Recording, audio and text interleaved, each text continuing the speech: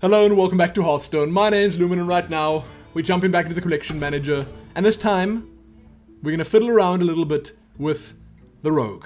I've got a really fun rogue deck that I've been playing over the past couple of days. I even crafted myself an Edwin Van Cleef to toss in there to enhance the fun factor. And it's called Conceal the Dream. Now I'm not gonna go over all the cards in here just yet. Instead I'm gonna jump into a game. I'm gonna play the game. And afterwards, we're going to have a little chat about it. A lot of you, those that have been around the Hearthstone world for a while, would sort of recognize this as a Miracle Rogue type deck. But I have changed quite a few things in it. I've made it my own. And I won't say that I'm entirely happy with it, because I'm not. But I am pretty happy with how it plays at the moment. There are, however, a few things that I want to still just iron out. There are a few cards that I'm not entirely sure about, and so on and so forth. So I'd like your input on that. I really would. Also, I've not started on ranked play yet. I want to do a ranked play series, but I'm not sure what to call it, and which classes to play in it, which decks to use. Valera versus Uther. I will fight with honor. But we'll see. Watch your... Also, going first with Rogue just sucks.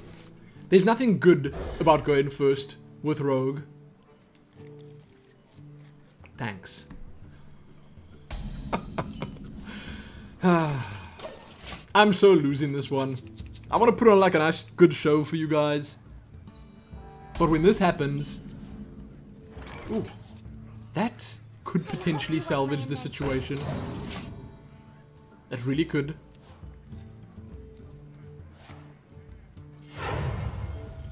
Nice. For duty. Very nice. If you're sure.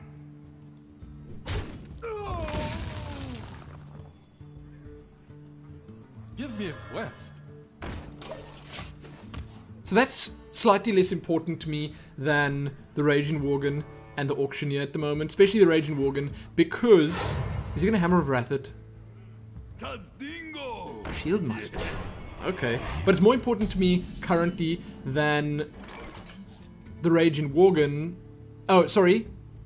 And the Questing Adventurer, the Raging Worgen is, because I have Cold Blood ready. So, Cold Blood combined with the Raging Worgen is just seriously, ridiculously good. Now, we're gonna do this. Then, I just need to give it one more health. Well played. Let's see how we're gonna do that. I'm thinking... I gotta be careful of consecrating the next turn, but I'm thinking the best idea is to Shiv.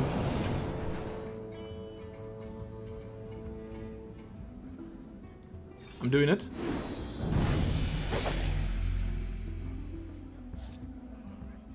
And then Cold Blood.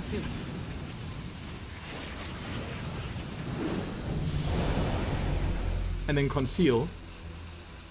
After. Accepted. Let's see if it works. Now it's out of range of that pesky, pesky consecration. And I guess it all comes down to what I pick up in the next turn. But that's a 10-3 on turn 4. Could be good.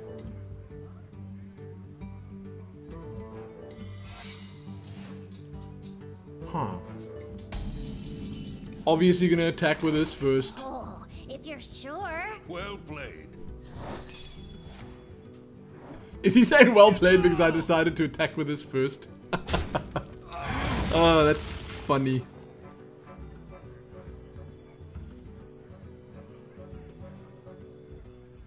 So now I want to get that out of the way.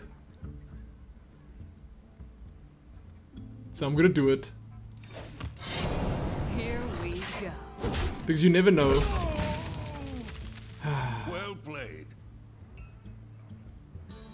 And then we're gonna play this and attack through. It's decent damage, I guess. But he must have something right now Your to be able to take it magic out. shall not save That's good enough, I guess. So let's see what I can do. Now, because I've got this, I could use the deadly poison along with the auctioneer. It's risky. I wonder. Is it worth it?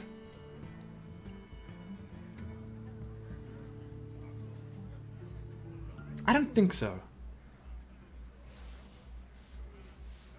I can either do that, along with deadly poison on the one charge, and then attack over there, or I can eviscerate this Options.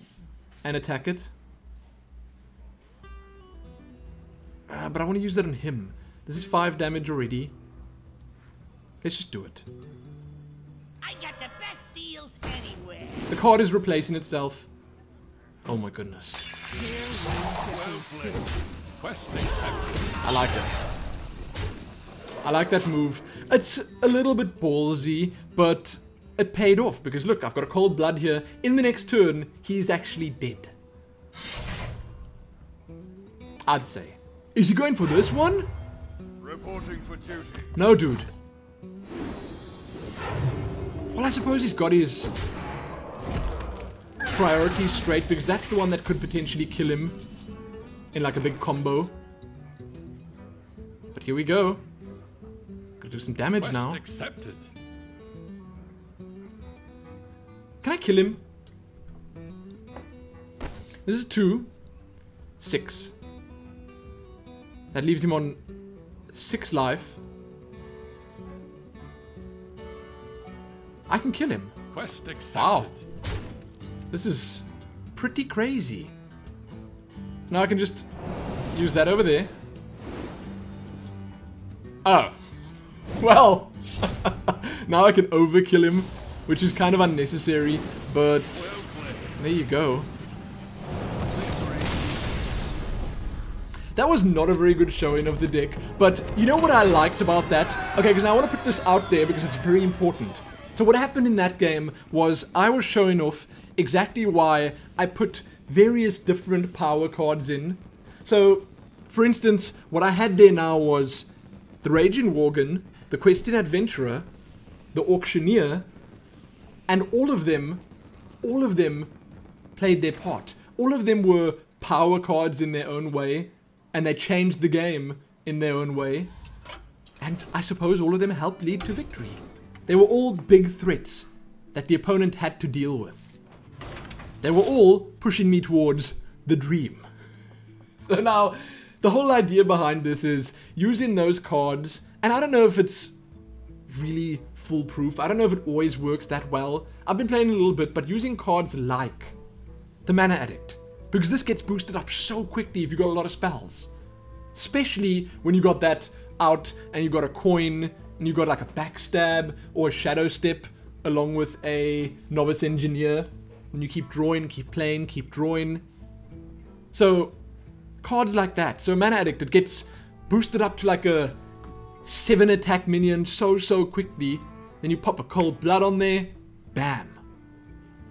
Things like Edwin Van Cleef. He's amazing. Nothing much needs to be said about him to boost his reputation any further. Things like the Questing Adventurer, Raging Worgen. You know how many times I've had games where I somehow ended up with 2 cold bloods in my hand, along with a Raging Worgen, along with something like a backstab. Then I play the Raging Worgen, I play a Conceal, keep him alive till the next turn. Then in the next turn, I backstab my own Raging Worgen, or I could shiv it, I guess, pop 2 cold bloods on there, and instantly deal 24 damage. 1 minion, 1 turn. It's crazy. The same stuff happens with all the other stuff in here. Now, the cards that I'm not entirely sure about are the Violet Teacher. And with her, what I like is that it fills that 4 mana slot. It gives me something to play on 4 mana. And those 1/1 Violet Apprentices, they help. They really help. But I'm not sure. I'm just not sure. Because I could instead rather save the cards for the Auctioneer, or for Van Cleef, or for the Mana Addicts. because those are all better than the 1/1 Apprentices. So that's one card that I'm not entirely sure I should keep in the deck. Another card I'm not entirely sure about is Sap. Also, Fan of Knives. I'm just actually putting that in there because I'm not sure what else I can do instead of it. I tried Blood Mage Thalnos, because I've got that, and in certain situations he works out, but for the most part, it's pretty useless. You play him because you want to draw the card. Why would I do that? Then, Shadow Step is another one that's not always useful, but what I like about it is that it counters silence very nicely. It counts as another spell, which is great for the Auctioneer, and it works amazingly well with a Novice Engineer. But I was thinking to make something like that Shadow Step work better, I could put something else with a Battle Cry in. So I could put the Mad Bomber in, which is a little bit different than what the deck's currently doing, but it could still work. I could put another card that I'm kind of interested in using is just the Gnomish Inventor. It's also good. Instead of the Violet Teacher, it's also a decent card. Now the thing is, that gets you draw a card, but this one is 3 and 5. It's much more durable. It's not out of range of the Priest nastiness, but still, it's kind of good. So I'm not sure what to put in instead of those. Sap, I don't know. I generally use Sap to get rid of that big taunter that's in the way of my win, and it has served me well enough thus far. But if you guys could let me know what you think would work well in this deck, if I had to remove something, say I removed the 2 Violet Teachers, what would you put in instead? Or if I remove the Violet Teachers and Fan of Knives, what would you throw in there? Now, one has to keep in mind that it's probably better to put in something slightly smaller. I could throw Ysera in, fine, that's okay. But I generally tend to win the games a little sooner or a little earlier than 9 mana. And if it gets to that point, well, an entire turn on just one card is not always the best thing. In terms of rogue cards, I don't like preparation because when you draw into preparation, you got nothing else. It's pointless. Same as Shadow Step. You know, when you look in for that winning card and you pick a Shadow Step or preparation up, it's not great because it's not the winning card. Then others that I considered using, Sinister Strike is pointless. It's not a great card. The Defias Ringleader, very cool. I wouldn't mind using that, but I don't know if it's better than something like the Violet Teacher because I don't really need small stuff in the deck. I more so need ways to make my dangerous stuff bigger or ways to just deal with what's on the board. And that said, SI7 Agent could be okay, Master of Disguise could work, Assassinate might be okay, Vanish as a super expensive late game card, that's not bad either. But there you go. That right there is Conceal the Dream. I've only showed you one game of it thus far, but it's super fun, super entertaining to watch and play, and I'm considering using that for my new Ranked Play series, which I also still need a name for, by the way. So let me know what you think. Check back here soon for more videos. Give this one a like, share it, and do all that other good stuff. Most importantly though, happy concealing the dream. And then riding it to victory. Happy that.